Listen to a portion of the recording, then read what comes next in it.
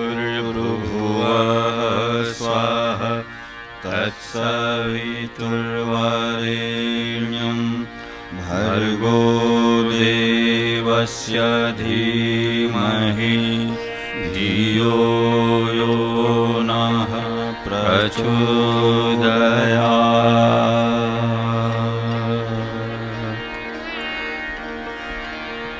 ॐ अग्नेय सुपथाराय अस्मान् विश्वानि देववयुनानि विद्वान् युयोधस्मज्जुराणमेनो भूयिष्ठां ते नमः भुक्तिं विधेम। ॐ नमोऽस्तु गुरवे तस्मै गायत्रीरूपिणे सदा यस्य वागमृतं हन्ति विषं संसारसंघकम्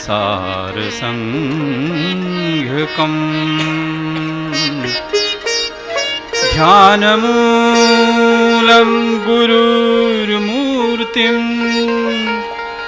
पूजामूलं गुरुपदं मन्त्रमूलं गुरुर्वाक्यं मोक्षमूलं गुरुकृपा मोक्षमूलं गुरुकृपा। ॐ असम्भवं सम्भवकर्तुमुद्यतं प्रचण्डझञ्झावृत्तिरोधसक्षमं युगस्य निर्माणकृते समुद्यतं परं महाकालमं नमाम्यहं परं महाकालमं नमाम्यहम्। 8वां दिन नवरात्रि का, और इस 8वें दिन शनिवार के दिन हम लोग जिस बात को करेंगे वो बड़ा महत्वपूर्ण बात है, क्योंकि ये पीक पे पहुंच रहा है ये अध्याय 8वां और 9वां, 2 दिन 41वां और 42वां श्लोक, ये दोनों ही बहुत महत्वपूर्ण हैं। इन दोनों को समझ लेंगे तो आपको ज्ञान की महिमा समझ में आ जाएगी। ज्ञान क्यों जीवन में ज़रूरी है, ज्ञान के माध्यम से क्यों हमको अपने जीवन में इन चीज़ों को उतारना चाहिए, जिससे कि हम संशयों से पार हो सकें। विवेक का मतलब होता है संशय मुक्त कर देना। विवेक संशय मुक्त कर देता है हमको, और जिस दिन विवेक आ जाएगा हमारे अंदर, उस दिन हम फिर किसी चीज़ को संशय से नहीं देखेंगे। Doubtless intelligence, doubtless intelligence. आज काल रात्रि देवी का दिन है। काल रात्रि जो देवी है ये पूर्णतः काली है, पूरी तरह से महाकाली। सप्तम आयाम है, चेतना का सप्तम आयाम, और मधुकेटप का वध करती हैं ये। अंतिम प्रहार जो हमारे रजोगुण में जो थोड़ा बहुत रह गया हो, उसको ख़त्म करके ये किसी भी संस्कार को जन्म न देने के लिए हर संस्कार को नष्ट कर देती हैं, कुछ संस्कारों को नष्ट कर देती हैं। रक्त बीज का वध इन्हीं के माध्यम से होता है। रक्त बीज मधुकेटप, चित्त की शुद्धि और अविद्या पर अंतिम प्रहार। अविद्या, अज्ञान जो हमारे जीवन में बैठा रहता है, दुर्गा सप्तशती वास्तव में हमारे जीवन में स्वयं चलती रहती है। हमारे जीवन में यदि हम इसको समझ लें अच्छी तरह से, तो कई चीज़ें ऐसी हैं जो हमें समझ में आ जाएंगी कि संसार में क्या हो रहा है। अब कोई चाहत शेष नहीं रहती, पूरी तरह से सूख के काली हो जाती है। पर जो उसका जो रूप है, उसको दिखाता हूँ तुम लोगों को। सिद्धिदात्री की तुलना में बड़े भयंकर वेश वाली है, और गर्दभ पर विराजमान है। गर्दभ है ना, गधा, गधे पे विराजमान है। आज के दिन लोग तांत्रिक सिद्धि करते हैं, आज की रात में तांत्रिक सिद्धि करते हैं इसके माध्यम से, काल रात्रि की पूजा के माध्यम। पर उनकी शर्तें होती हैं काल रात्रि की। ये उनकी शक्ल है, ये उनका चित्र है दुर्गा सप्तशती में जो आता है, काल रात्रि दाईं तरफ। अब आज के बाद कुछ भी शेष नहीं रह जाएगा, केवल सत्वगुण शेष रह जाएगा। सत्वगुण जो है उसके विवृद्धि के लिए दोनों देवियां हैं। हम इन्हीं देवी शक्ति का आह्वान करते हैं। महाकाल स्वयं अपनी सवारी लेके चल रहे हैं और हमसे कहते हैं कि आप हमारे साथ चलिए, हम पार हो जाएंगे। महाकाल की चली सवारी, चलो साथ हो जाए, चलो साथ हो जाए। यह परिवर्तन की वेला है, युग परिवर्तन लाए। यह परिवर्तन की बेला है, युग परिवर्तन लाए। महाकाल की चली सवारी, चलो साथ हो जाए, चलो साथ हो जाए।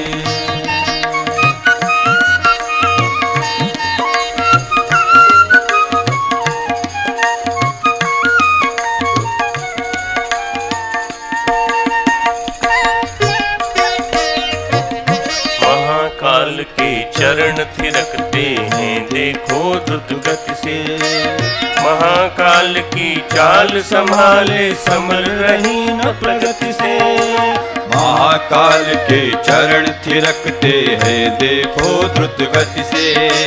महाकाल की चाल संभाले संभल रही न प्रगति से। विकृतियों की छाती पर हो रहा कि तांडव नर्तन। विकृतियों की छाती पर हो रहा कि तांडव नर्तन। अब अनीति अत्याचारों का होगा निश्चित मर्दन। अब अनीति अत्याचारों का होगा निश्चित मर्दन। महाकाल के गण जैसे ही हम भी कदम बढ़ाएं। महाकाल के गण जैसे ही हम भी कदम बढ़ाएं। यह परिवर्तन की वेला है, युग परिवर्तन लाए। यह परिवर्तन की बेला है, युग परिवर्तन लाए। चलो साथ हो जाए, चलो साथ हो जाए।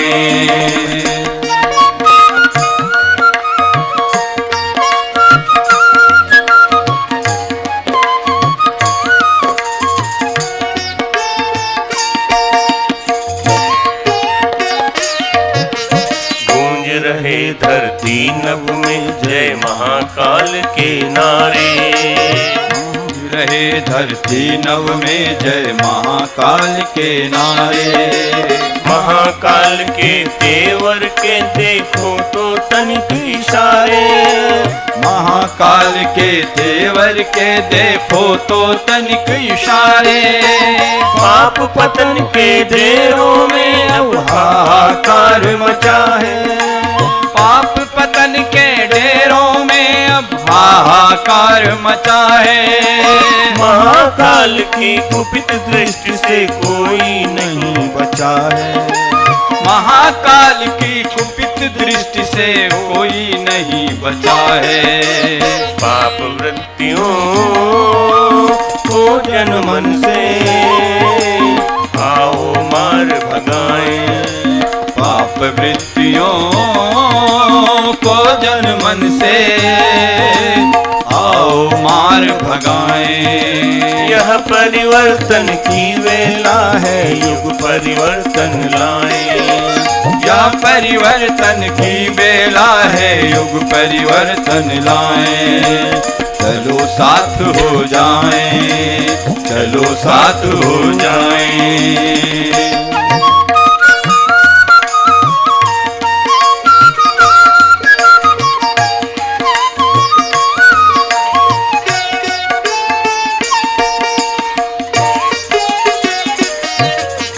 महाकाल संकल्प संकल्पित है नवयुग प्रज्ञा युग होगा।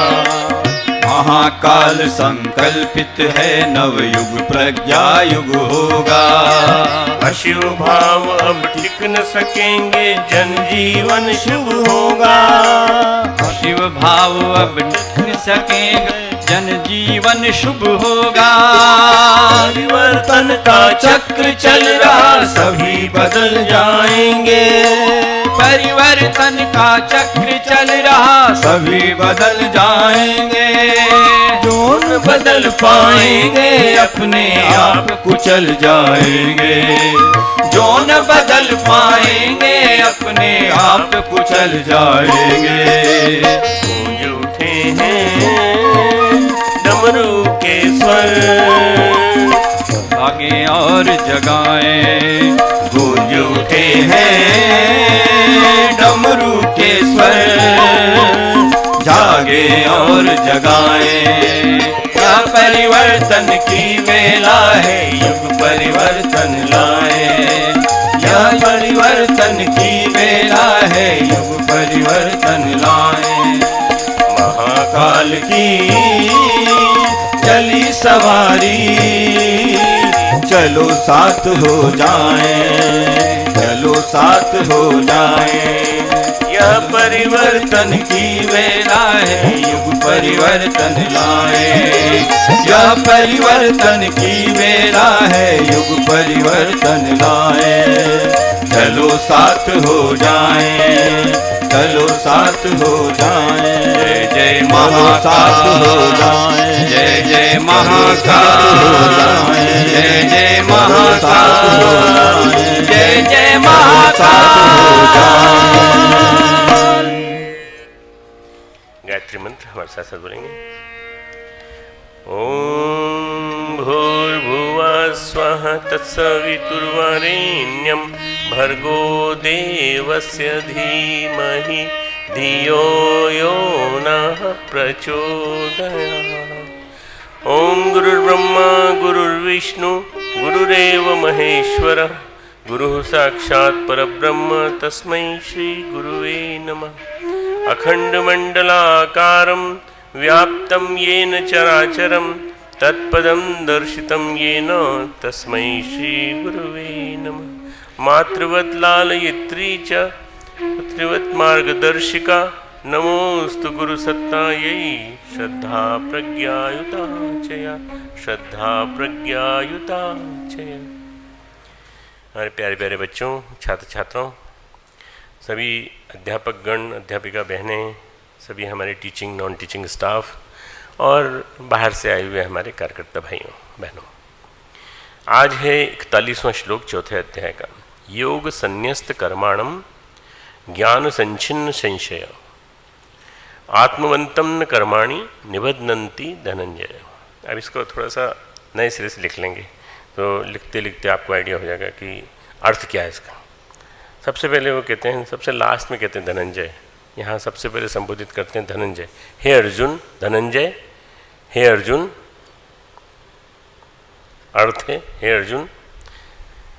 धनंजय नाम क्यों रखा, कोई सुना सकता है मुझे, कोई बता सकता है धनंजय नाम क्यों रखा अर्जुन का? हाँ बताओ। है खजाने की खोज की थी इसने,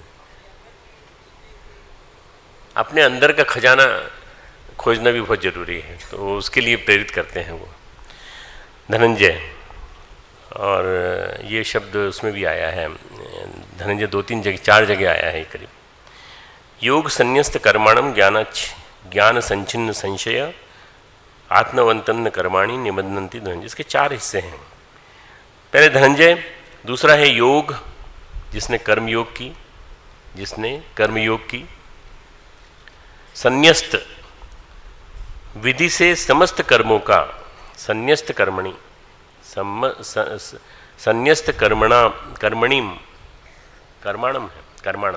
संन्यस्त कर्मणम। ये पूरा शब्द जो है योग संन्यस्त कर्मणम, इसका अर्थ है जिसने कर्मयोग की विधि से समस्त कर्मों का परमात्मा में अर्पण कर दिया है।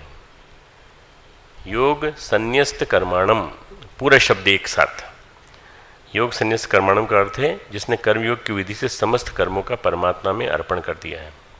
ज्ञान संचिन्न संशयम, विवेक द्वारा संशयों का नाश भी कर दिया है। ज्ञान यहाँ विवेक के अर्थ में यूज हो रहा है, विवेक के द्वारा सारे संशयों का नाश कर दिया है। आत्मवंतम न कर्माणि, ऐसे वश में किए हुए अंतकरण वाले, आत्मवंतम, आत्मवंतम वो जिसका अपनी आत्मा पे कंट्रोल हो, आत्मवंतम वो जिसका अपने ऊपर कंट्रोल हो। आत्मवंतम न कर्माणि निबध्नन्ति धनंजय, इसको ऐसे व्यक्ति को कर्म नहीं बांधते, कर्म नहीं बांधते। जिसके अंतःकरण पर जिसका कंट्रोल हो पुरुष को, कर्म नहीं बांधते, कर्म फल से मुक्त हो जाता है, कर्म की आसक्ति से मुक्त हो जाता है। अब ये बड़ा विलक्षण श्लोक है क्योंकि बिल्कुल पीक पे आया है। योगम आतिष्ठोतिष्ठ भारत, लास्ट श्लोक में कहते हैं योग में आरूढ़ हो जा, तू योग में आरूढ़ हो जा और युद्ध भी कर। लास्ट श्लोक में 42 में कहते हैं छित्वेनम संशय योगम आतिष्ठोतिष्ठ भारत, तो स्थित हो जा और युद्ध के लिए खड़ा हो जा, युद्ध के लिए खड़ा हो जा, युद्ध के लिए तैयारी के लिए। ये 41वां 42वां श्लोक। मूलतः यहाँ चर्चा 3 तत्वों की है। एक योग, योग कौन सा योग? कर्मयोग। कर्मयोग जिससे आदमी का वियोग टूट जाए, आत्मा से वियोग हो गया है, परमात्मा से वियोग हो गया, आत्मा का परमात्मा से वियोग हो गया है। वियोग न रहे, जीव की परमात्मा अभी तक परमात्मा के वियोग में जी रही है। अगर ये वियोग टूट गया और योग हो गया, योग का मतलब क्या है? उस वियोग का टूटना जो दोनों के बीच में था, आत्मा और परमात्मा के, और योग हो जाना, मिल जाना, माइक्रोकॉस्मस मैक्रोकॉस्मस मिल जाना, मिलन हो गया, तो योग है। लेकिन ये कब होगा? योग का पहला परिणाम कब होता है? योग संन्यस्त कर्माणम, भली प्रकार समस्त कर्म छूट जाते हैं, सारे कर्म छूट जाते हैं, कर्मों से मुक्ति मिल जाती है। कर्मों का कोई परिणाम उस व्यक्ति के पास नहीं आता है। देखो, हम जो भी कर्म करते हैं उसका परिणाम हमारे पास आता है लौट करके। चाहे हमने किसी को गाली दी हो, चाहे हमने किसी को आशीर्वाद दिया हो, चाहे हमने किसी से प्यार से बात की हो, उसका परिणाम हमारे पास आएगा। चाहे हमने उसके लिए कुछ किया हो, कुछ सामान दिया हो, कुछ सामग्री दी हो लिखने के लिए, पढ़ने के लिए, ये सारे कर्म जो हैं ये बिना फल के नहीं देते। योग का पहला परिणाम कब होता है? भली प्रकार समस्त कर्म जब छूट जाते हैं तो पहला परिणाम, कर्म का कोई परिणाम उस व्यक्ति के पास नहीं आता। ज्ञान संचिन्न संशय, ज्ञान वो होता है जिससे कि समस्त संशय छिन्न भिन्न हो जाए। ज्ञान से, विवेक से सारे संशय, सारे डाउट्स निकल जाते हैं, छिन्न भिन्न हो जाते हैं। जैसे सूरज आते ही और हवा चलते ही बादल छिन्न भिन्न हो जाते हैं। बड़ा अच्छी उपमा दी हुई इसमें, ज्ञान से और सूर्य से। तो ज्ञान सूर्य से सारे के सारे विवेक के ऊपर छाए हुए सारे बादल छिन्न भिन्न हो जाते हैं, संशय न रहे। जो योग में आरूढ़ होता है उसी को ज्ञान होता है। ऐसा व्यक्ति जिसे ज्ञान हो गया, लास्ट लाइन है, वो व्यक्ति आत्मवान हो जाता है, आत्मवान। तो इस श्लोक की उपलब्धि है, पहले वाले श्लोक की उपलब्धि श्रद्धावान होता है, इस वाले श्लोक की उपलब्धि है आत्मवान हो जाता है, अपने ऊपर कंट्रोल, अपने ऊपर अपना कंट्रोल। हमने बहुत सारी बातें सुनी, गुणवान, धनवान, शीलवान, ऐश्वर्यवान। भगवान यहाँ चर्चा करते हैं आत्मवान की, अपने शिष्य से बोलते हैं मैं तुझे आत्मवान बनाना चाहता हूँ। पहला चरण है आत्मवान के लिए, उपलब्धि के लिए, आत्म प्रतिष्ठा में जीने के लिए। योग संन्यस्त कर्माणम, योग से कर्म छूट जाएं, कर्मों का न्यास हो जाए, कर्मों का ट्रस्ट बन जाए। न्यास मतलब ट्रस्ट, न्यास है ना ट्रस्ट। जैसे वेद माता गायत्री ट्रस्ट के माध्यम से ये चलता है पूरा के पूरा प्रकल्प यूनिवर्सिटी का और सारे देश में चल रही गतिविधियों का, उसको न्यास कहते हैं, वेद माता गायत्री ट्रस्ट। इसी तरह से ढेर सारे ट्रस्ट होते हैं, समाज में चलते हैं। ट्रस्ट का मतलब होता है हमने विश्वास के आधार पर एक न्यास बनाया, उस न्यास के द्वारा हमारी ये गतिविधियाँ चलेंगी। तो योग संन्यस्त कर्माणम, जो आत्म प्रतिष्ठा में जीने के लिए योग से कर्म छूट जाएं, हमारे योग के द्वारा कर्म छूट जाएं, उसको कर्मों का न्यास कहते हैं। और किसी भी क्षण में कोई भी कार्यों के कोई जी नहीं सकता। भगवान कृष्ण गीता में एक जगह कहते हैं कोई भी आदमी कर्म किए बिना रह नहीं सकता। तीसरे अध्याय का 5वां श्लोक, तीसरे अध्याय का 5वां श्लोक, नहीं कश्चित क्षणमपि जातु तिष्ठति अकर्मकृत नहीं कश्चित क्षणमपि जातु तिष्ठति अकर्मकृत। कोई ना कोई कर्म करना ही पड़ेगा, चलना ही पड़ेगा, भोजन करना पड़ेगा, सोना पड़ेगा, बातचीत करना होगा, लिखना पढ़ना होगा, अध्ययन करना होगा। किसी न किसी क्षण, किसी न किसी समय पर हम इन्वॉल्व रहते हैं। सोते हैं तब भी इन्वॉल्व रहते हैं, अचेतन में घूमते रहते हैं, न जाने कहाँ कहाँ, न जाने कितने सपने देखते हैं, कुछ याद रहते हैं, कुछ भूल जाते हैं। योग संन्यस्त कर्माणम, सभी प्रकार के भली प्रकार से सभी कर्मों का नाश। कर्मों के न्यास से मतलब है कर्मों के परिणाम का न्यास, कर्मों के परिणाम का न्यास। जो हम करते हैं उसकी जो सकारात्मक नकारात्मक क्या होता है, हर कर्म की ऊर्जा होती है, पॉजिटिव एनर्जी, नेगेटिव एनर्जी, पाप की एनर्जी, पुण्य की एनर्जी, अशुभ एनर्जी, अशुभ एनर्जी। जो ऊर्जा होती है, कर्म बीज होते हैं, वो हमारे चित्त पर ढक जाते हैं, हमारे चित्त को ढक लेते हैं। हमारे चित्त पर उस एनर्जी के बीज, नेगेटिव और पॉजिटिव एनर्जी के बीज आ जाते हैं, वो हमारे चित्त को आच्छादित कर लेते हैं। उनका नाश, बीजों का नाश करना है। अगर बीज रहेगा तो फलेगा, वो फलेगा, और अभी नहीं फलेगा तो अगले जन्म फलेगा, कभी नहीं कभी फलेगा। इसलिए बीज नहीं रहना चाहिए। जैसे हम लालटेन में, अभी हम दीपक जला रहे थे, लालटेन में लैंप में लो जलाते हैं, बत्ते जलाते हैं, धुआं कम निकले, धुआं ज़्यादा निकलेगा लेकिन धीरे धीरे धुआं निकलता है, इससे लैंप का शीशा धुंधला पड़ जाता है। तो क्या करते हैं, इसको साफ कर देते हैं अच्छी तरह से, उसकी रोशनी, दिए की रोशनी फिर वैसी चमकदार तेज दिखाई पड़ती है। अगर धुंधला होगा तो दिए की रोशनी नहीं दिखाई पड़ेगी। हमारे चित्त की स्वाभाविक दशा पतंजलि ने यही कही है, हमारा चित्त स्फटिक के समान निर्मल हो, क्रिस्टल के समान निर्मल हो। क्रिस्टल कैसा होता है, जब ऊपर प्रणाम करने जाते हो तब देख लेना क्रिस्टल का बना हुआ शिवलिंग है वहाँ पर स्थापित, गुरुदेव माता जी के चित्र के सामने। पहला कमरा है ना, उसमें जो है वो स्फटिक का शिवलिंग है, वो बड़ा पवित्र माना जाता है स्फटिक का शिवलिंग। तो स्फटिक के समान हम साफ हो जाएं, बिल्कुल रोशनी आने लगे हमारे चित्त की स्वाभाविक, बाहर स्वच्छ हो, साफ हो।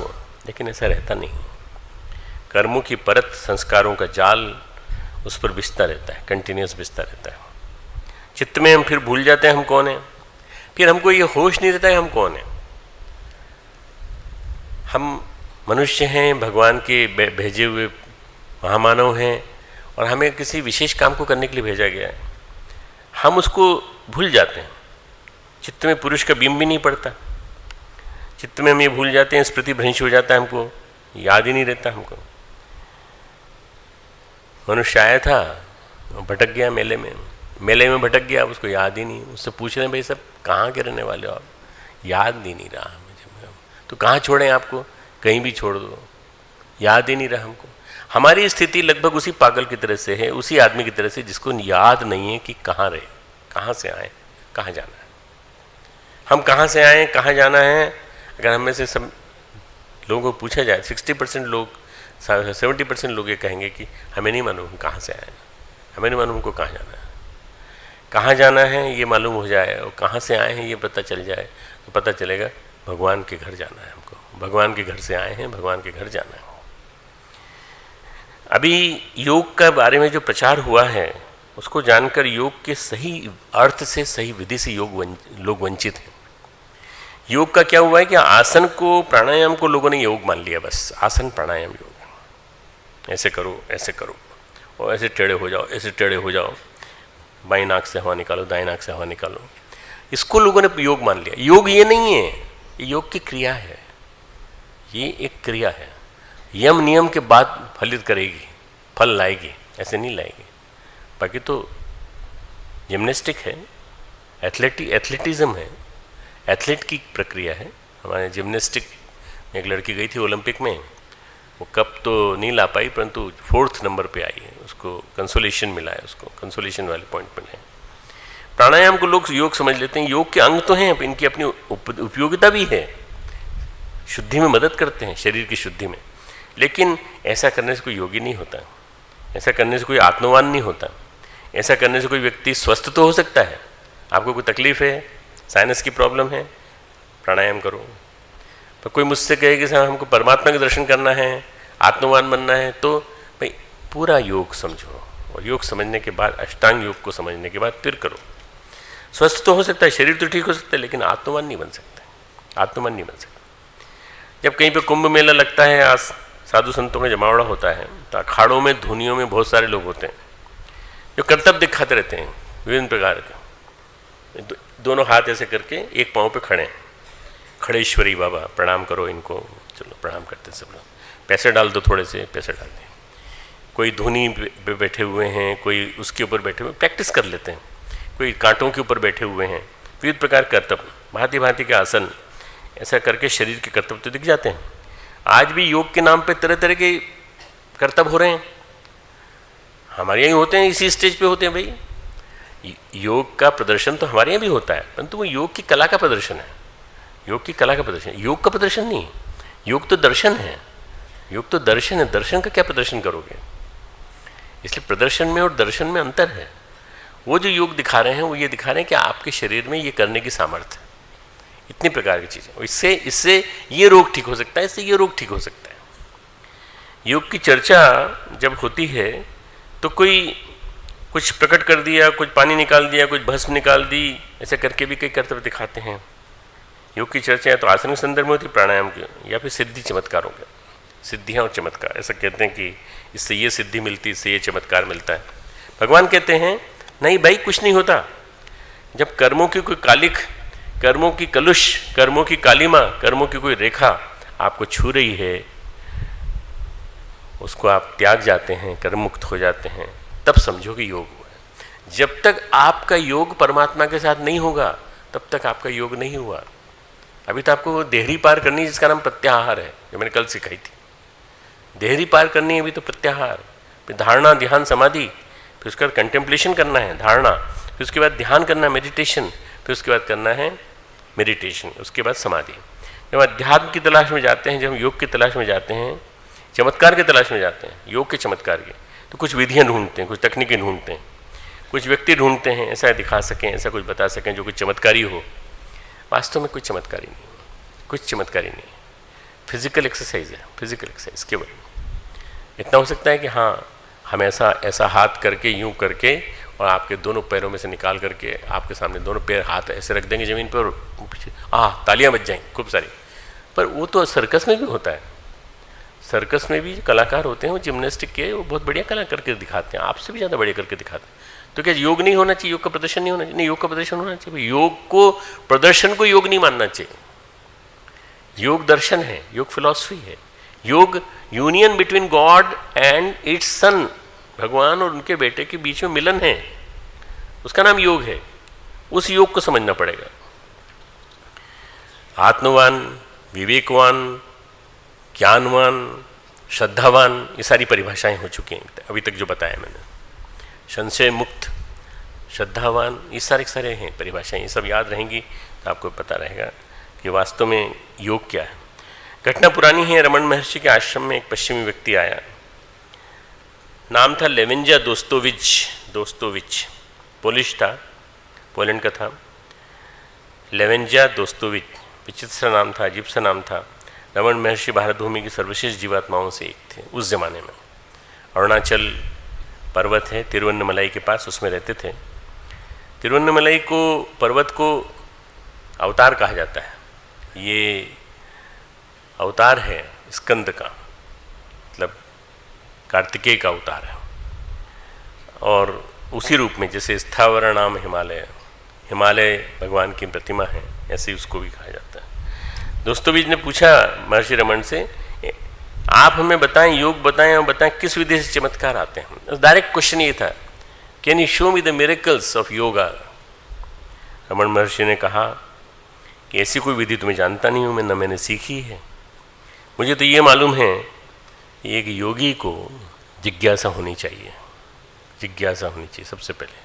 तद विद्धि परिपातेन परिप्रश्नेन, जिसके अंदर जिज्ञासा होगी, परिप्रश्नेन, प्रश्न पूछने की जिज्ञासा होगी, उसको मिल जाएगा। चौथे अध्याय का 34वां श्लोक।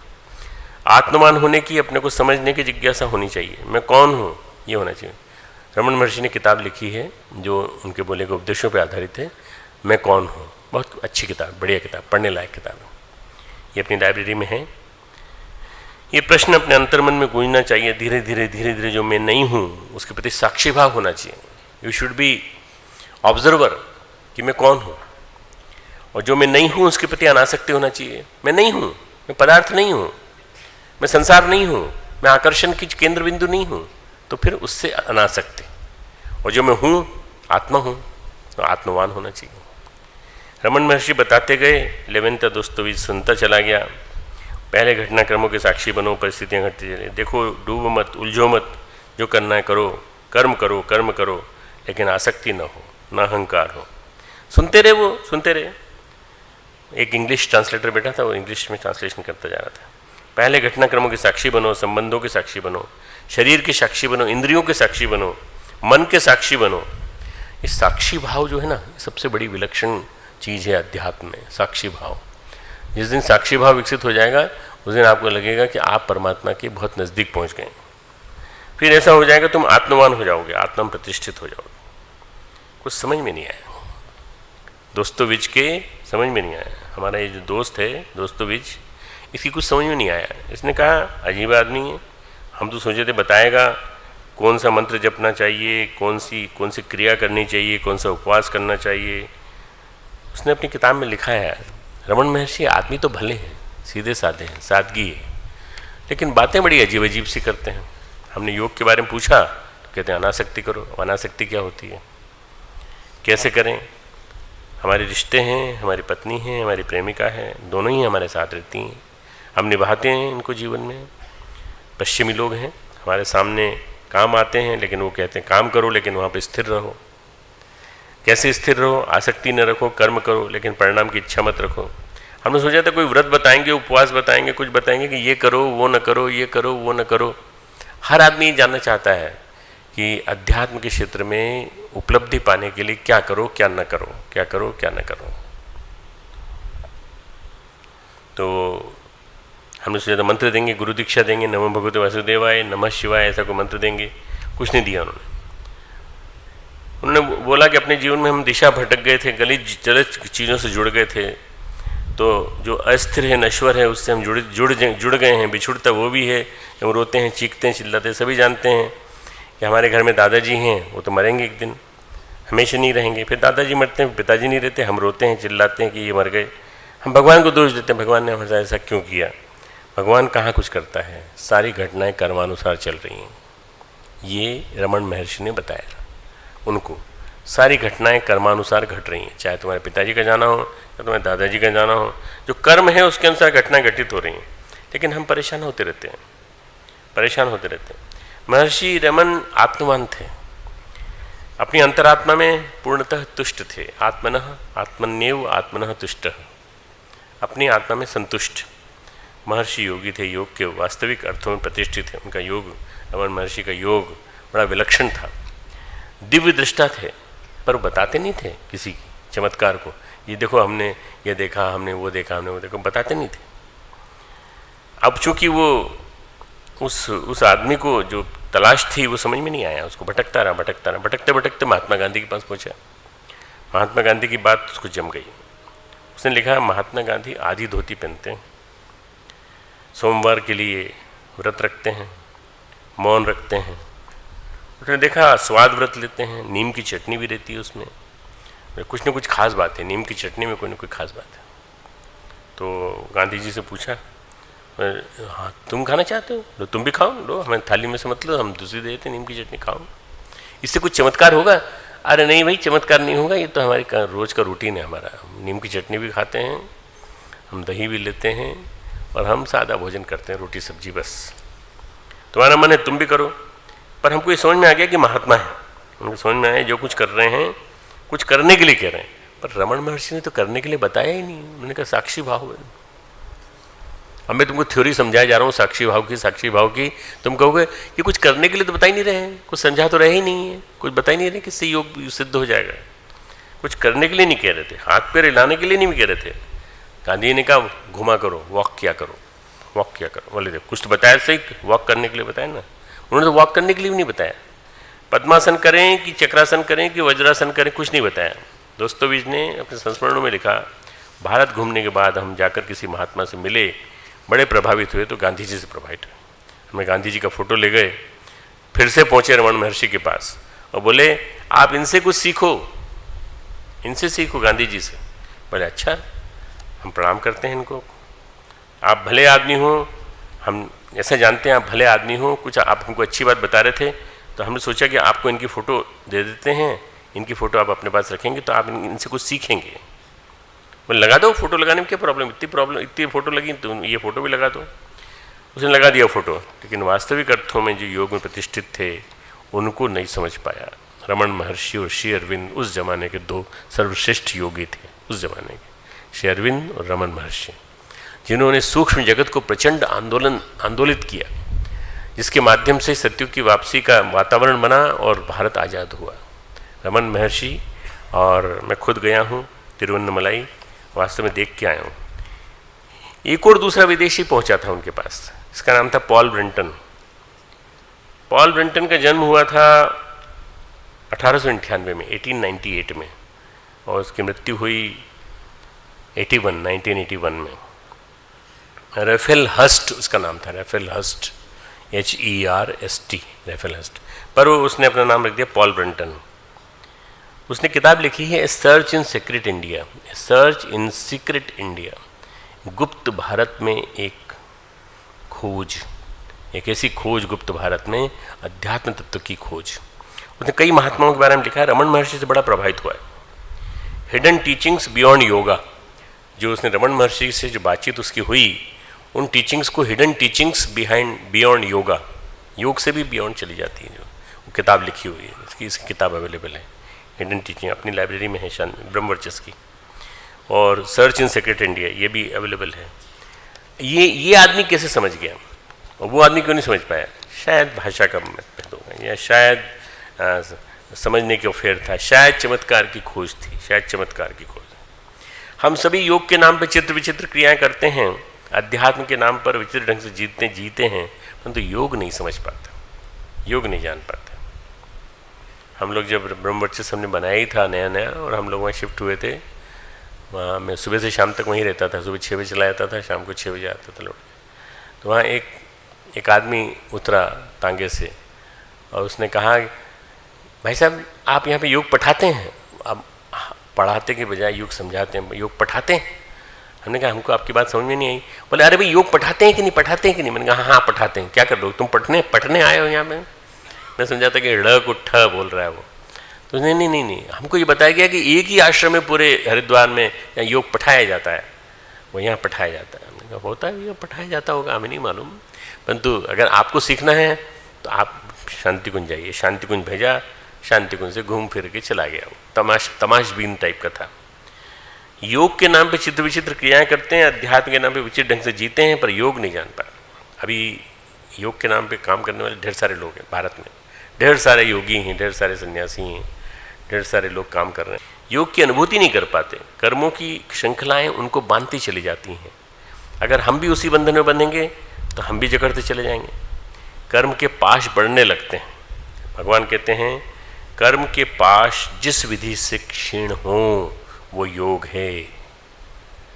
जिस प्रोसीजर से आपके कर्म के पाश क्षीण होते चले जाएं, बिल्कुल लूजन योर ऑल बाउंडिंग्स, उनको लूजन करो, उनको ढीला छोड़ दो, तो ये कर्म है, छूट जाए, पीछे छूट जाए, वो योग है।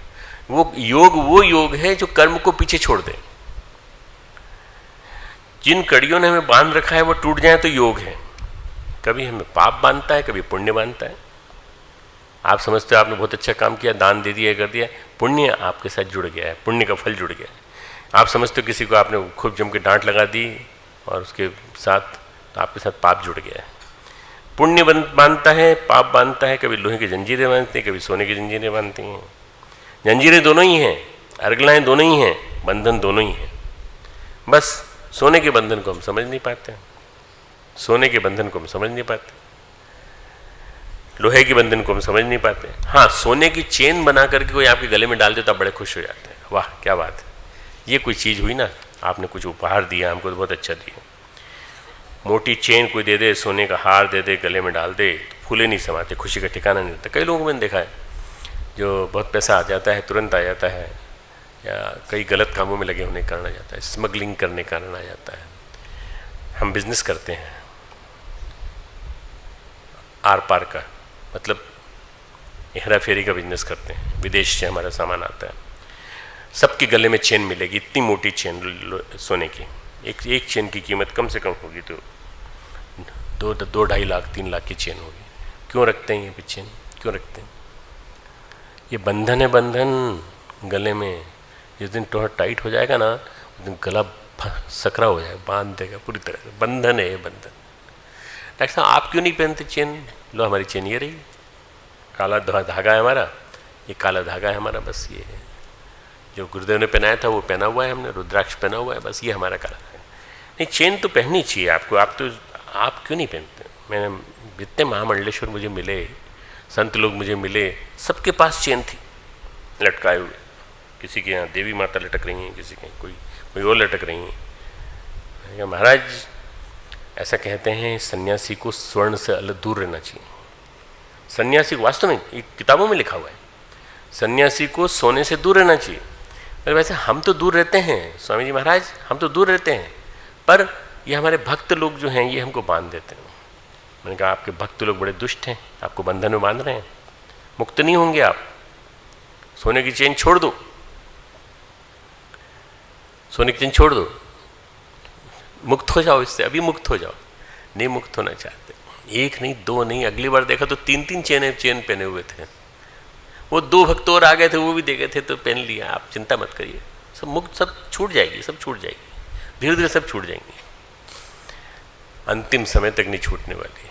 न जाने कितने चेले निगाह लगाए बैठे होंगे, ये चेन तो मैं लूँगा, ये चेन तू ले लेना, ये चेन तू ले लेना। वो चेले ले जाएंगे, लूट ले जाएंगे। और कहीं ऐसा ना हो कि लूटते लूटते वो गला ही घोंट दे तुम्हारा। ऐसी स्थिति हो जाती है। पाप का फल भोगना पड़ता है तो हम परेशान होते हैं, रोते हैं, चीखते हैं, चिल्लाते हैं। लेकिन पुण्य का फल अगर भोगना पड़े, भले किसी दूसरे का पुण्य हम भोग रहे हों, तो भी हम खुश होते हैं, प्रसन्न होते हैं। लेकिन भगवान कहते हैं बात ये नहीं है आच्छादन पुण्य का हो या पाप का, दोनों आपको सही बात समझने नहीं देते। आच्छादन पुण्य का हो चाहे पाप का। पाप जो है वो जो गलत काम आपने प्रकृति के विरुद्ध जाके किया है, पुण्य वो सही काम जो आपने प्रकृति के अनुकूल जाके किया है। पर ये दोनों ही आच्छादित हो जाते हैं। दोनों ही स्थितियों में आपको कैसा बनना चाहिए? साक्षी भाव से, अनासक्त बनना पड़ेगा, निरहंकारी। पुण्य आ जाए तो अहंकार नहीं होना।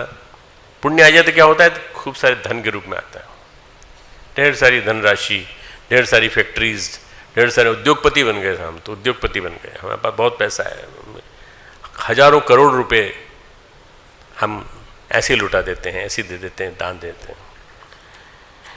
दोनों स्थितियों में आपको निरहंकारी रहना पड़ेगा, पाप की स्थिति में भी, पुण्य की स्थिति में। योग संन्यस्त कर्माणम, योग का मतलब है कि आपने कर्मयोग की विधि से समस्त कर्मों का परमात्मा में अर्पण कर दिया, चाहे पाप युक्त कर्म हो चाहे पुण्य युक्त कर्म हो। जब कर्म के परिणाम छूट जाएं, कर्म के बंधन टूट जाएं, कर्म की अर्गलाएं टूट जाएं, तो तभी योग होगा। अभी योग तो हुआ ही नहीं है। कर्मयोग की बात किए जा रहे हो, पर कर्म तो हुआ ही नहीं, कर्मयोग तो हुआ ही नहीं। कर्म को आपने योग ही नहीं बनने दिया। कर्म को योग बनाओ, सबसे पहले कर्म को योग बनाओ। कर्म जब योग बनेगा तब आगे बढ़ेगा। न तो विचित्र ढंग से जीने से योग होगा और न घर से भागने से योग होगा। कर्म छूट गया, अनासक्ति हो गई, बंधन टूट गए, तब योग हुआ। जिस दिन अनासक्ति हो गई, कर्म छूट गए और बंधन टूट गए, उस दिन योग हो गया। योग किससे? परमात्मा से योग होना है हमारा। Union with God, union with macrocosmos, union with almighty. भगवान योगेश्वर श्री कृष्ण से हमारा मिलन होना है, क्योंकि वो योगेश्वर हैं और गीता बोल रहे हैं इसलिए। बाकी परमात्मा, सर्वव्यापी परमात्मा के रूप में बोल रहे हैं इसलिए। कई बार चीज़ें हमें सीखने नहीं देती, जानने नहीं देती, समझ नहीं पैदा होती। एक बहुत बड़ा प्यारा ग्रंथ है योग वशिष्ठ।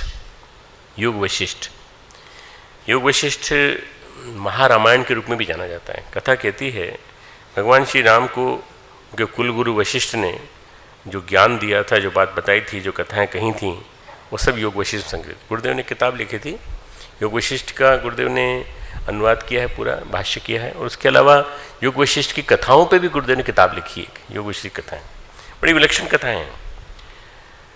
इसमें जैसे हम राम कथा तो है ज्ञान कथा के रूप में, पर राम को के बारे में हम ये नहीं जानते भगवान राम को किशोरावस्था में वैराग्य हो गया था। जितनी उम्र तुम्हारी है, इस उम्र में वैराग्य हो गया था उनको जीवन निरर्थक लगने लगा था। अवतारी चेतना थे। अब बड़े परेशान हुए ऋषि लोग, मुनि लोग ऊपर बैठे हुए, भाई इनको काम करना है, कर्मयोग नहीं करेंगे तो कैसे काम चलेगा। तो इनका क्या करना चाहिए, इनको शिक्षण देना चाहिए। ये जो शोक की अवस्था में चले गए हैं, वैराग्य की अवस्था में चले गए हैं, ये महल सुख सुविधा के साधन सारी की सारी चीज़ें इनको परेशान कर रही हैं। भोजन छूट गया, उन्मन रहने लगे, अपने में लीन रहने लगे, भजन करते, मनन करते, ध्यान करते तो घंटों करते। तो उन्होंने अपनी समस्या दशरथ ने कुलगुरु वशिष्ठ को बताई, महाराज आप कुछ करिए, राम हमारा जो है वो परिवार में रहता तो है पर वो टूटा अलग रहता है, भगवान में मन उसका अलग था। हम नहीं कह रहे कि भगवान में मन नहीं लगना चाहिए। अब हमारा बेटा है इतना बदमाश है कि दिखाने भर के लिए माता पिता के सामने हाथ जोड़ के भाग जाता है तुरंत भगवान के सामने, और दूसरा ऐसा है जो इतना ज़्यादा मन लगा के प्रणाम करता है, आरती करता है, पूजा करता है, ये करता है, उसको भी हम समझते हैं कि फालतू में टाइम वेस्ट कर रहा है और पढ़ाई नहीं कर रहा है। और तीसरा ये राम जैसे हैं जो कि पूरा मन लगा करके अपने आप को भगवान के चरणों में अर्पित कर रहे हैं। तो वशिष्ठ ने कहा ठीक है, हम राम को ज्ञान का उपदेश देंगे। महर्षि विश्वामित्र के यहाँ जाने से पहले योग वशिष्ठ का उपदेश दिया। यहाँ थोड़ी दूर पर देवप्रयाग है, बहुत अच्छा स्थान है। दो नदियाँ मिलती हैं, भागीरथी, अलकनंदा, दोनों मिलकर के गंगा बनती है। गंगा वहीं से चालू होती है, वहाँ से गंगा उतरती है। देवप्रयाग में उन्होंने उपदेश दिया था। देवप्रयाग में भगवान ने कहा कि ये महल में नहीं बैठेंगे हम। योग वशिष्ठ मुनि ने कहा हम यहाँ नहीं बैठेंगे, हम तुमको वहाँ बैठ के देंगे उपदेश। तो अयोध्या से चल कर के यहाँ आए, यहाँ बैठ कर के उपदेश दिया और 90 दिन तक चला उपदेश। इस योग वशिष्ठ में अनेक कथाएं हैं, मैं एक कथा सुनाऊंगा तुमको आज। एक कथा रानी चुड़ाला की है। चुड़ाला, CHUDALA, चुड़ाला। उनके पति का नाम था शिखध्वज। अब वो रानी जो थी चुड़ाला विदुषी स्त्री थी, जिज्ञासु थी, समझदार थी। उनकी जिज्ञासा, उनका मन सच्चा था, पक्का था। राजा से विवाह हुआ, राजा संस्कारवान थे, शीलवान थे, दोनों ही बहुत ज़्यादा अध्यात्म में, दोनों ही परमार्थ के काम में लगे हुए, ज्ञान के प्रति अनुरक्त जिज्ञासु भी। राजा रानी दोनों मिलकर साधना करने लगे। लेकिन देखो जहाँ पुरुष और स्त्री दोनों एक साथ मिलकर कुछ काम करते हैं तो पुरुष का अहम आगे आ जाता है। पुरुष का अहम जो है हर जगह हावी होता है। चाहे वो कहीं बातचीत हो रही हो तो उसका ध्यान रहता है किससे बात कर रही है, क्या कर रही है। पुरुष जो है अपने अहम के माध्यम से स्त्री पर अपना छाप ठाड़ छोड़ने की कोशिश करता है। तो महाराज के कोने में कहीं न कहीं पुरुष होने का बड़प्पन था। रानी चुड़ाला ये जानती थी कि न तो कोई पुरुष है न स्त्री। पुरुष और स्त्री तो केवल वेश है जीवात्मा का। जीवात्मा का वेश है पुरुष और स्त्री। तुम सब भी जीवात्मा हो, ये सब भी जीवात्मा है, हम सब भी जीवात्मा है। वेश पुरुष का हो सकता है हमारा। पुरुष का वेश मतलब धोती कुर्ता नहीं, पुरुष का वेश मतलब पुरुष के नाते भगवान ने जो हमें अंग पहनाए हैं ये सारा हमारा वेश। केवल कपड़े पहनने से नहीं, बल्कि हम कुछ भी पहन लें, चाहे हम कुछ भी धारण कर लें, धोती कुर्ता पहन लें, चाहे जीन्स पहन लें, पर पुरुष का वेश है हम लोगों का। तुम्हारा नारी शक्ति का नारी का वेश है। गंभीरता से, निष्कामता से चुड़ाला धीरे धीरे आध्यात्मिक साधना के तीव्र होते चले जाने से अनासक्ति भाव में प्रविष्ट हो रही थी। निष्कामता से योग की सीढ़ियों को चढ़ती चली जा रही थी, ज्ञान की भूमि को पार करते जा रही थी। उसकी प्रगति बहुत फास्ट हो रही थी। एक दिन ऐसा आया जिसको भगवान कहते हैं योग संन्यस्त कर्माणम। योग संन्यस्त कर्माणम, योग जो है उसके माध्यम से कर्म जो है सब नष्ट हो जाते हैं। उसके सारे कर्म नष्ट हो गए। कर्मों के परिणाम से, कर्मों के दोष से, कर्मों की कालिमा से, कलंक से दूर हो गए और वो स्वयं प्रतिष्ठित हो गए। कर्मों की अर्गलाएं उसे बांधने में असमर्थ हो गई। अर्गला मतलब कड़ियाँ, रस्सियाँ। अर्गला मतलब रस्सियाँ, बांधने में असमर्थ हो गई। वास्तविक अर्थों में योगी हो गई वो। अब ऐसा योगी जिसका परिणाम ज्ञान होता है। ज्ञान होता है जो यहाँ पे भगवान कृष्ण ने लिखा, ज्ञान संचिन्न संशय, विवेक द्वारा समस्त संशयों का नाश कर। विवेक के द्वारा उसने अपने समस्त संशयों को नष्ट कर दिया। रानी प्रसन्न रहने लगी। जिस दिन आपके संशय निकल जाएंगे, संशय आत्मा विनश्यति, कल बताया था, संशय युक्त आत्मा नाश को प्राप्त होती है। और संशय खत्म हो गए तो, डाउट्स खत्म हो गए तो प्रसन्नता ही प्रसन्नता, अचिरणादि गच्छति, शांति में अचिरणादि गच्छति। रानी प्रसन्न रहने लगी। रानी की प्रसन्नता का पारावार नहीं रहा। जब चित्त निर्मल होता है और संशय रहित हो जाता है, जिस दिन हम संशय रहित हो जाते हैं, डाउटलेस हो जाते हैं, किसी के बारे में हमारे मन में डाउट नहीं होता, तब मन संदेह रहित होने के बाद शुद्ध हो जाता है। प्रसन्नता हिलोरे लेने लगती है, अंदर से बाहर तक प्रसन्नता। दूसरों को भी प्रसन्नता बांटते हैं, हम भी प्रसन्न देते हैं। जैसे कुएं से जल उफनता है, जैसे किसी जल स्रोत से जल उफनता है, उसी तरह से अंदर से प्रसन्नता आती है। हम देखते हैं सामान्य जीवन में भी कोई पाप के दायरे में रह रहा है, अशुभ कर्मों के से घिरा हुआ है, तो उसका चेहरा मलिन होता है। जो अशुभ कर्मों से घिरा हुआ है, किसी दारू वाले की दुकान पे जाओ, मत जाना, तुम लोग मत जाना, मैं केवल उदाहरण दे रहा हूँ। दारू वाले की दुकान पे जाओ, कोई और गंदे काम करने वाले आदमी की दुकान पे जाओ, तो जाने के बाद तुमको क्या पता चलेगा कि उसके चेहरे पे एक अशुभ प्रकार की छवि है, जो गंदे काम करता है। और जो दूसरों को लड़ाता है, जैसे नेता हैं जितने भी, सबकी पूरा एक एक मास्क लगा हुआ है। मुस्कुराते हुए दिखते हैं नेताजी, में नेताजी आए हैं, नेताजी आए, नेताजी के ऊपर मास्क चढ़ा हुआ है, परंतु वास्तव में वो अंदर से बड़े दुखी हैं। सुख नहीं है उनके जीवन में, एक दुख की, विषाद की छाया, पीड़ा की छाया घिरी रहती है। चेहरा बुझा हुआ सा होता है इन लोगों का। इनका असली चेहरा अगर सामने आ जाए तो पता चले क्या है। जब वो उपलब्धियों से घिरा होता है, जब वो सुख से घिरा होता है, जब वो सफलताओं से घिरा होता है, एक के बाद एक सीढ़ियाँ चढ़ता है, तो वो धीरे धीरे वो आभा समाप्त होती, आभा वो जो पुरानी थी वो चली जाती है, एक नई आभा आ जाती है।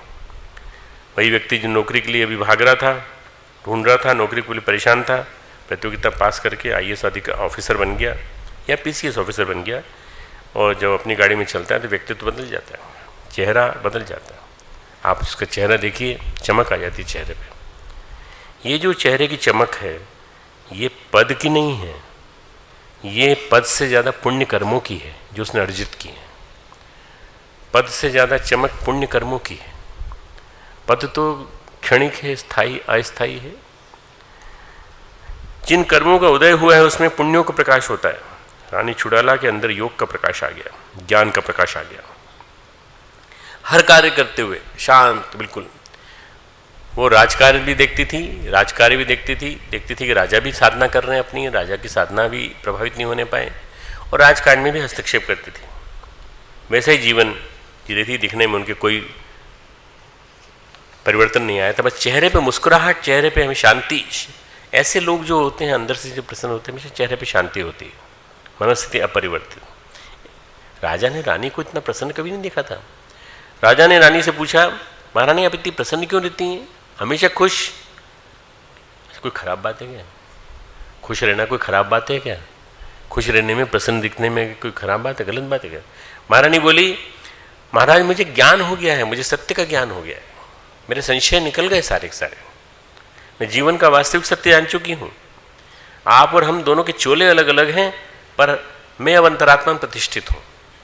अब मैं आत्मवान हो चुकी हूँ। ये गर्व के साथ, अभिमान के साथ, अहंग के साथ नहीं बोल रही है, वो अहंग के साथ नहीं बोल रही, वो वास्तविकता बता रही है कि मैं आत्मवान हो चुकी हूँ। क्योंकि दोनों कंपीट कर रहे थे, both were competing with each other, दोनों एक साथ साधना कर रहे थे। भगवान कहते हैं जब आत्मवंत हो जाते हैं तो कोई कर्म, कोई बंधन, डू डोंट्स नहीं, डू और डोंट्स, डूज एंड डोंट्स नहीं, कोई मोह शोक नहीं, कह मोह कह शोका, कुछ भी नहीं। ये कैसे हुआ अचानक? तुम तो हमारी तरह जीती थी, तुमने कोई विशेष साधना भी नहीं करी। साधना जो हम करते हैं वो तो तुमसे ज़्यादा साधना है, फिर तुमको कैसे उपलब्धि मिल गई, हमको क्यों नहीं मिली? तुम तो घर का कामों में भी लगी रहती थी, हमारे लिए भोजन भी बना के लाती थी, भोजन भी परोसती थी, अचानक कैसे हो गया? बोले मैं कुछ करती नहीं थी, मैं जीवन को समझने की कोशिश करती थी। उसने ये जवाब दिया है, समझने लायक है। मैं जीवन को समझने की कोशिश करती थी, मैं वास्तविकता में कौन हूँ, और सारे दिन चिंतन मनन करती थी कि मैं शरीर नहीं हूँ, मुझे परमात्मा ने किसी विशेष काम के लिए भेजा है। निधिध्यासन करती थी, अनुसंधान करती थी, अपने ही अंदर मैंने अनुसंधान किया अपना। I investigated myself in my own inner self, अपने अंदर ही मैंने इन्वेस्टिगेट किया। धीरे धीरे मुझे समझ में आया कि मैं देह नहीं हूं, को हम, मैं कौन हूं? अपने आप से पूछो कौन हूं मैं? आई एम नॉट बॉडी, मैं क्या हूं? महात्मा लोग, जितने भी संत लोग हैं, जितने भी बड़े महापुरुष हैं, ये अपने आप से पूछते हैं कि मैं कौन हूं। फिर उसके बाद अंदर से जवाब आता है उनको, अपनी आत्मा से जवाब आता है कि आप शरीर नहीं हो, आप शरीर से भी ज़्यादा डीपर हो, शरीर से भी ज़्यादा डीपर हो। यही हमारे यहाँ हमने वो लगा रखे हैं 5 भटके हुए देवता। गए हो कि तुम लोग कभी देखा है तुमने मंदिर के पास भटके हुए देवता? अयमात्मा ब्रह्म, तत्त्वमसि, सच्चिदानंदो हम, शिवो हम, ये जो है वाक्य हैं, ये महावाक्य कहे जाते हैं। वेदांत के 5 महावाक्य, ये 5 महावाक्य हैं। इन 5 महावाक्यों को केवल बोलने भर के लिए नहीं, बल्कि निधिध्यासन करना है उनके ऊपर चिंतन करना है, मनन करना है, सोचना है उनके ऊपर कि क्या मैं क्या हूँ? शिवो हूँ, मैं शिव हूँ, मैं कल्याणकारी सत्ता हूँ, मैं आनंद सच्चिदानंदो हम, सच्चित आनंद से भरी हुई सत्ता हूँ, मैं देह नहीं हूँ। मेरी आसक्तियाँ धीरे धीरे महाराज घटते चली गईं, मेरे बंधन टूटते गए। आप मेरे पति रहे, हमारे बीच में पति पत्नी के संबंध नहीं रहे, हमारे बीच में साधक साधिका के संबंध थे। बंधन टूटते गए और मैं अपनी अंतरात्मा में, अपनी आत्मा में एक दिन धीरे से प्रतिष्ठित हो गई। राजा ने सुना, राजा की जिज्ञासु था, उसके अंदर ही भाव था। हम सिद्धियों को बटोरते हैं, समेटते हैं, ये सिद्धि वो सिद्धि, ये विद्या वो विद्या मिल जाए हमको, तंत्र विद्या से मिल जाए शायद हमको। आत्मवान के संकल्प से सारी सिद्धियां विद्याएं आ जाती हैं। अगर आत्मवान बनने का संकल्प है तो सारी सिद्धियां, सारी विद्याएं अपने आप आ जाती, क्योंकि आप अपने ऊपर विजय प्राप्त कर ली। राजा को कहीं पर आत्महीनता का भाव लगा, सेल्फ गिल्ट का भाव आने लगा, इंफीरियरिटी कॉम्प्लेक्स आ गया। अरे ये स्त्री होते हुए भी हमसे आगे निकल गई। यही बस सबसे बड़ा जो दोष है हमारे देश में, ये पूरे विश्व भर में, पुरुष ईगो। पुरुष ईगो ये कि स्त्री होते हुए वो कैसे आगे निकल गई। छोटेपन का एहसास हुआ, आत्मग्लानि हुई, आत्महीनता हुई, कमतर होने का भाव हुआ कि हम तो इससे कम निकले। रानी ने कहा, महाराज मैं आपकी बताती हूँ कि देह और मन की सीमाओं के पार कैसे जाया जाता है। तुम क्या बताओगे हमको? तुम हमारी गुरु बनोगी? हम क्षत्रिय हैं, क्षत्रिय पत्नी गुरु बनना हमारे लिए शोभा नहीं देता। हम राजा हैं, चक्रवर्ती सम्राट हैं, हमारे लिए डूब मरने की बात। ये राजा कह रहा है, साधक नहीं कह रहा है, राजा कह रहा है। हम चक्रवर्ती सम्राट हैं, हमारे लिए डूब मरने की बात है। बड़े शर्म की बात है, लज्जा की बात है। जिन बातों को हम छोड़ना चाहते हैं उन भावों को योगी छोड़ता है, लेकिन वो भाव राजा पर हावी होते चले गए। रानी समझ गई, चुड़ाला समझ गई, क्योंकि रानी उन सब बातों से ऊपर जा चुकी थी। उसने समझ लिया कि पुरुष अहंकार हावी हो गया है, ग्रहणशीलता नहीं है यहाँ पे, इसे समझाना बेकार है। तो उसने कहा, महाराज आप साधक हैं, तपस्वी हैं, राजा भी हैं, आप जो चाहें वो चयन कर लीजिए। रानी मैं साधना के लिए वन में जाना चाहता हूँ, वन में जाना चाहता हूँ। Many times we think of changing the place. मेरे से कई लोग आगे बोलते हैं, ऐसा मन नहीं लगता, मन बड़ा अशांत रहता है, मैं मुनस्यारी जाना चाहता हूँ। क्यों मुनस्यारी क्यों जाना चाहते हैं? तो अपने कोठरी में बैठ के मन क्यों नहीं लग सकता तेरा? मुनस्यारी इसी को मान ले। तो मुनस्यारी जाएगा, वहाँ हमारे यहाँ जाके अव्यवस्था पैदा करेगा, और वहाँ जाके ठंड लग गई तो बीमार हो जाएगा, तो फिर हमको लाना पड़ेगा, या फिर भगवान के यहाँ चले जाना पड़ेगा तुमको। ऐसी स्थिति हो सकती है। बहुत ठंडा होता है, बहुत ठंडा है। मुनस्यारी जाने से कुछ नहीं होने वाला। हिमालय जो है उसके सानिध्य में वही लोग पा सकते हैं जिनके अंदर हिमालय की उच्चता तक पहुँचने की आकांक्षा हो। जब मैंने हिमालय मुनस्यारी बनाना चालू किया 2005 में, तो मेरे मन में यही आया कि उच्च स्तरीय साधना होगा। पहला शिविर हो गया, दूसरा शिविर चल रहा है अभी।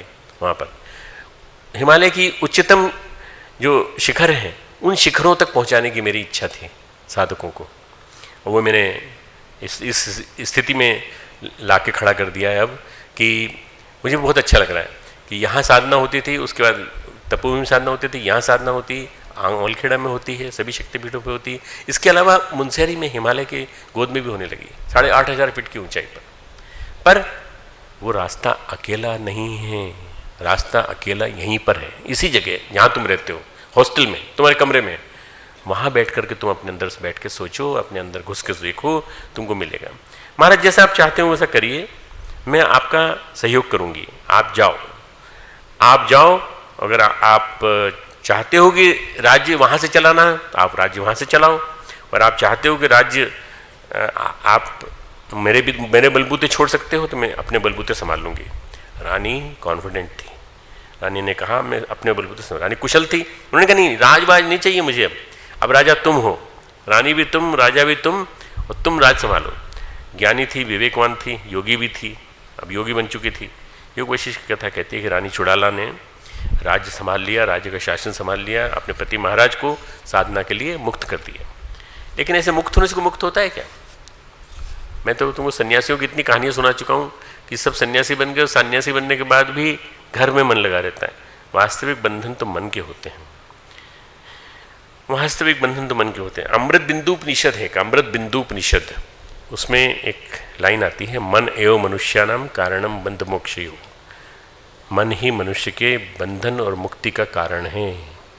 मन ही मनुष्य की बंधन और मुक्ति का कारण है।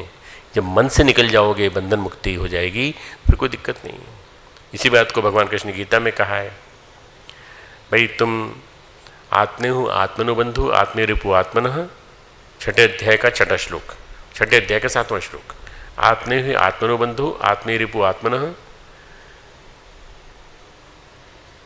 जो इस चीज को समझ लेगा कि मेरा मन ही मित्र है, मेरा मन ही मेरा शत्रु है, वो जो इस चीज को जीत लेगा वो समझ जाएगा पहुंचना संभव है, भगवान के पास पहुंचना संभव है।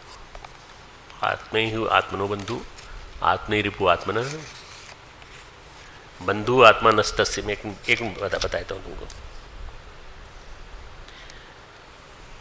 उद्धरेद आत्मना आत्मानम, अपना उद्धार करना स्वयं करो। नात्मानम अवसादेत, अपनी आत्मा को निराशा, अपने मन को निराशा की स्थिति मत जाने दो।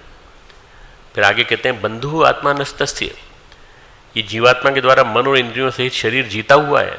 उस जीवात्मा का तो वह आप ही मित्र है।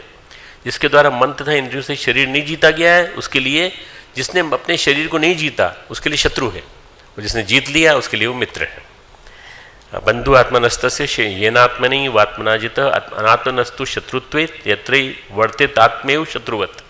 ये छठा श्लोक, 5वां और छठा श्लोक।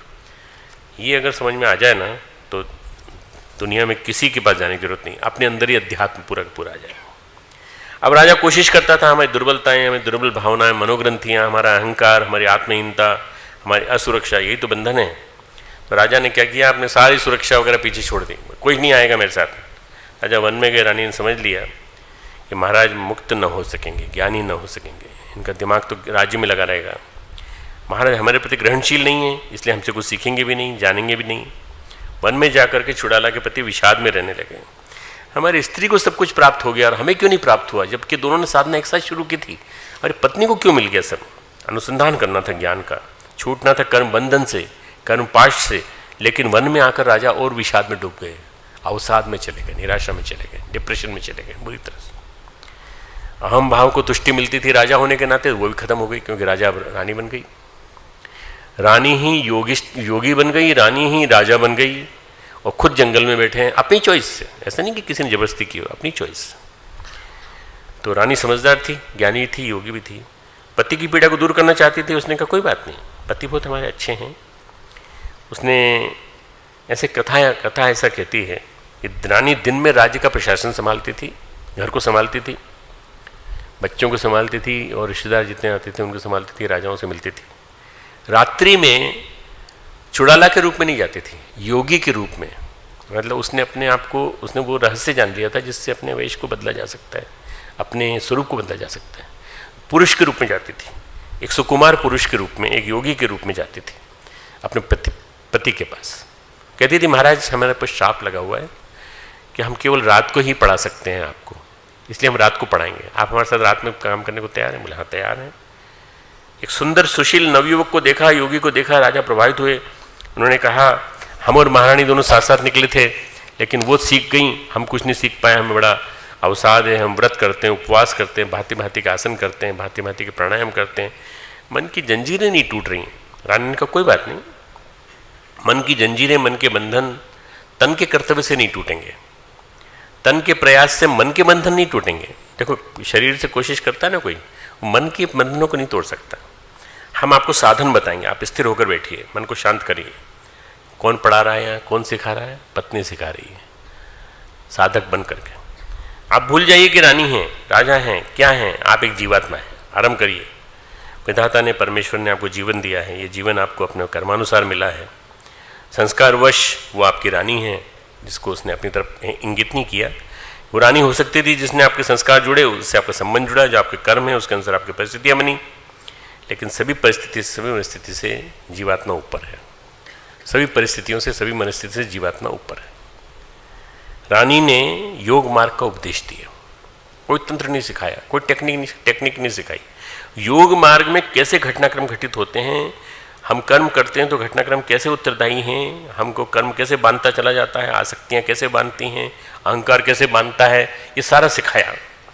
और एक अच्छे आचार्य की तरह, अच्छे गुरु की तरह से रोज रात्रि को जाती वन में, राजा की कुटिया में जाती, समझाती। कभी भी उसके मन में कोई वीकनेस नहीं आई कि मेरा स्त्री रूप जो है प्रकट हो जाए, नहीं।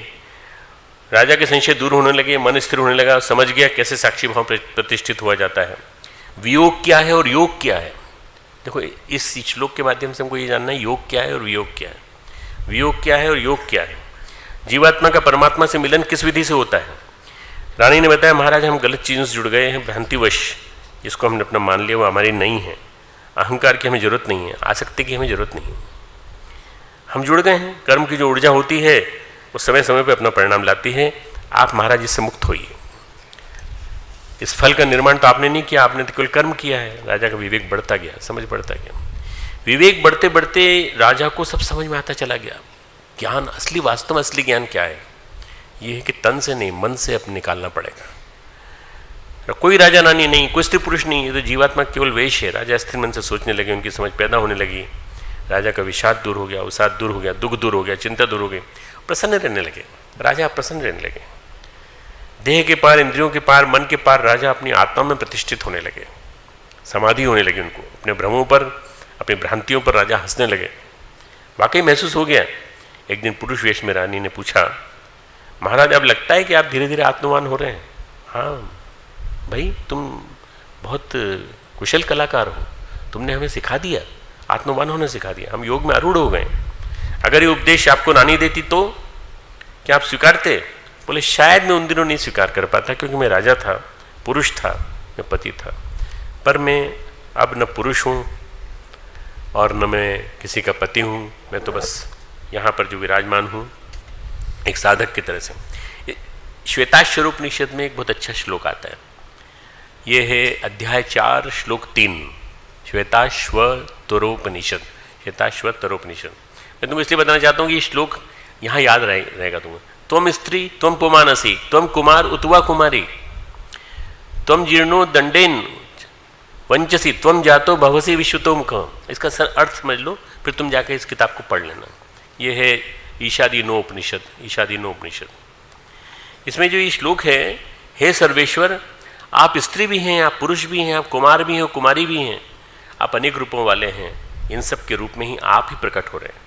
आप ही बूढ़े होकर लाठी के सहारे चलते हैं, आप ही बुढ़ों के रूप में अभिव्यक्त हैं। हे परमात्मन, आप ही विराट रूप में प्रकट होकर सब और मुख किए हुए हैं। संपूर्ण जगत आपका ही स्वरूप है। जगत में जितने भी मुख दिखाई देते हैं सब आपके। ये बड़ा प्रसिद्ध है ये वाक्य, तुम स्त्री तुम पुमानस। यही थी वो छोटी सी ऋचा जो एक पन्ने पे छपी हुई थी और ये कहीं उड़ता हुआ चला जा रहा था, और ये मिल गया उनको, राजा राम मोहन राय को।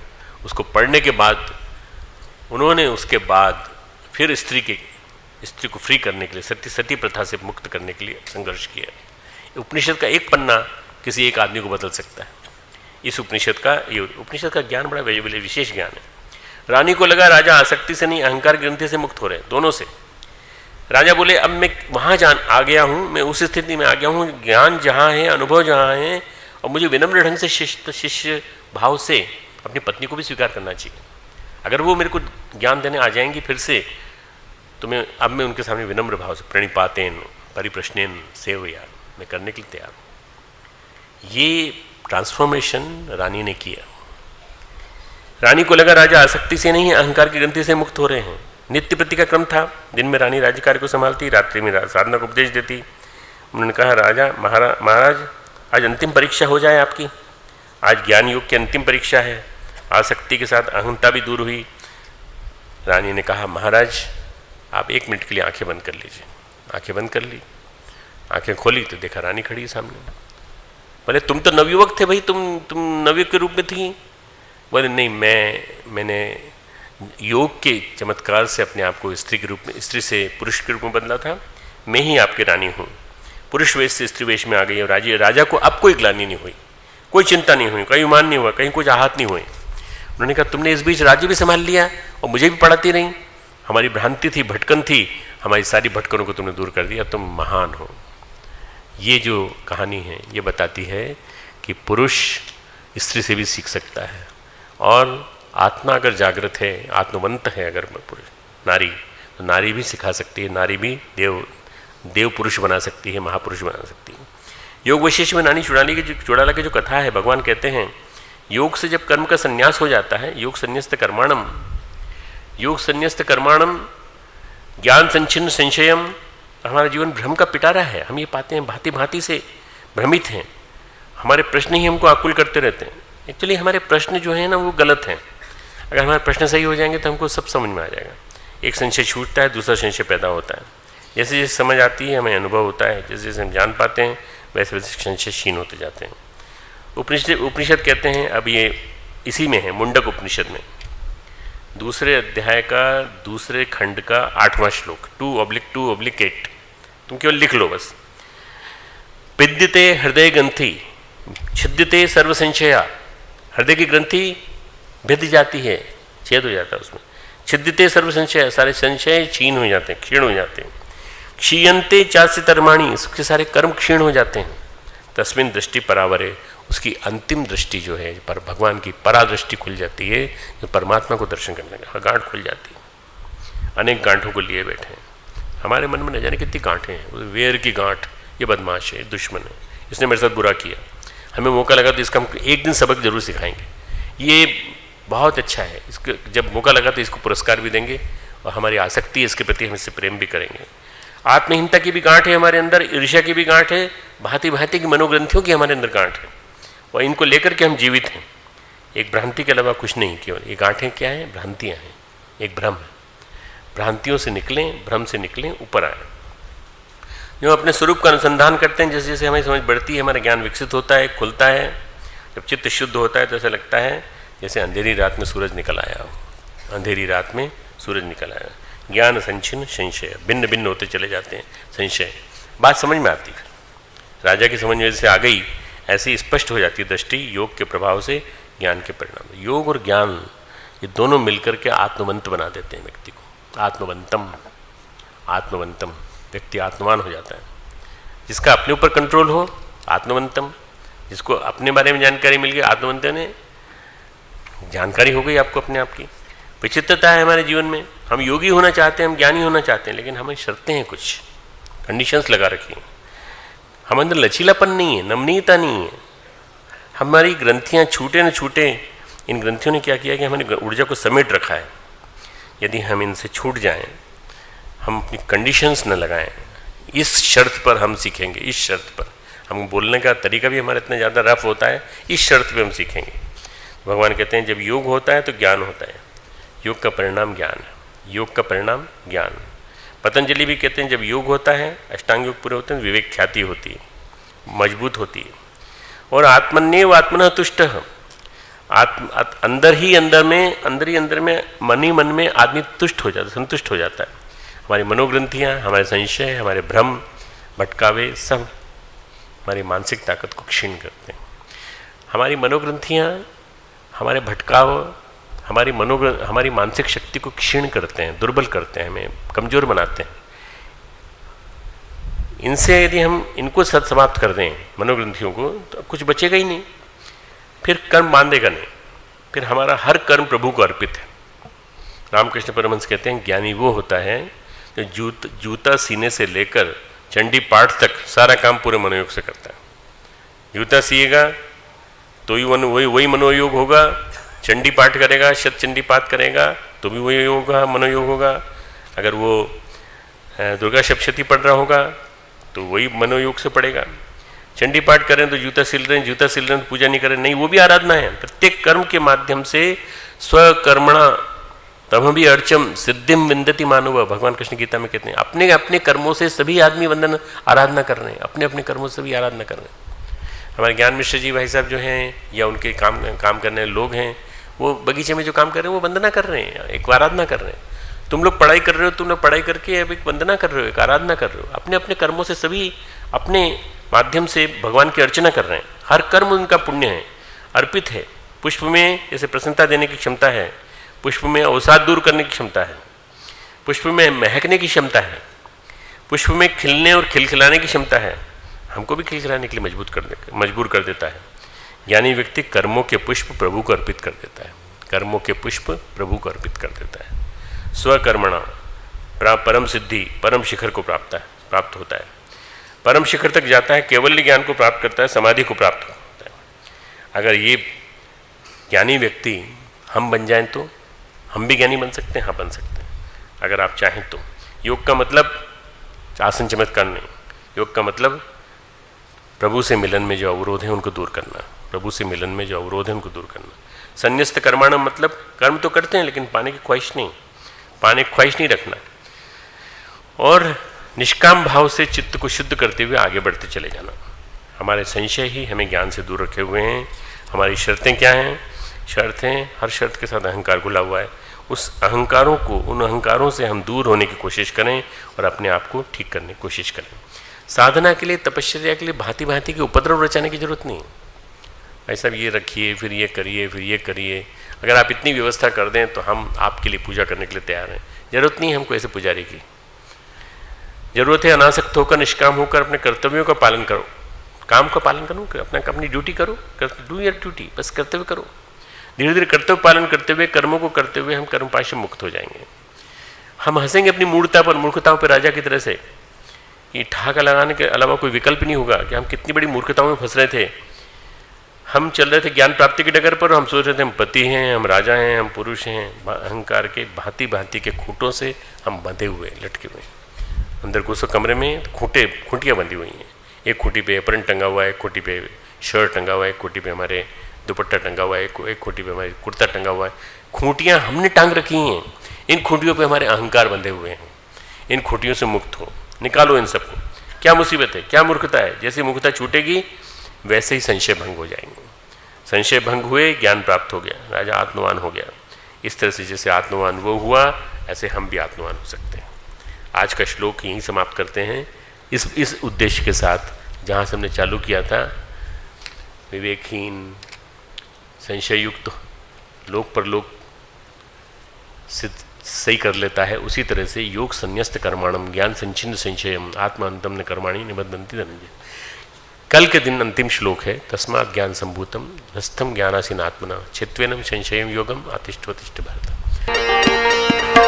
हे गोविंद हे गोपाल, हे गोविंद हे गोपाल, हे दयाल हे गोविंद हे गोपाल,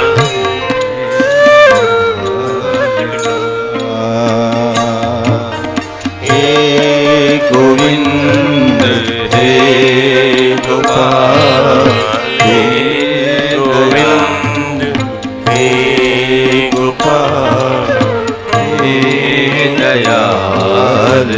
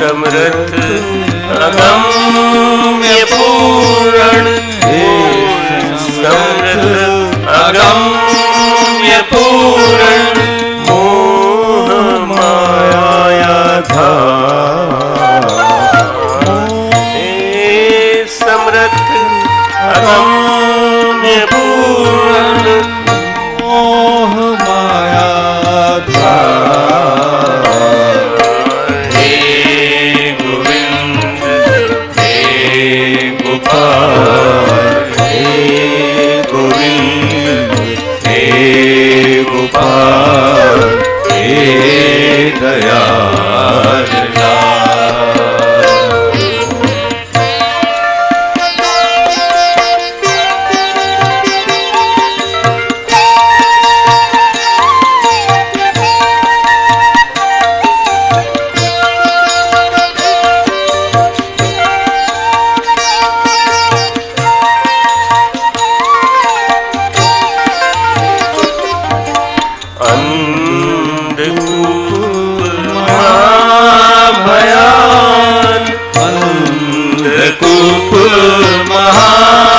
महाभयान, नानक पारुता अंधकूप महाभयान, नानक पारुता, हे गोविंद हे गोपाल, हे गोविंद हे गोपाल, हे गोविंद हे गोपाल, हे गोविंद हे गोपाल, हे गोविंद हे गोपाल, हे गोविंद हे गोपाल, हे दयाल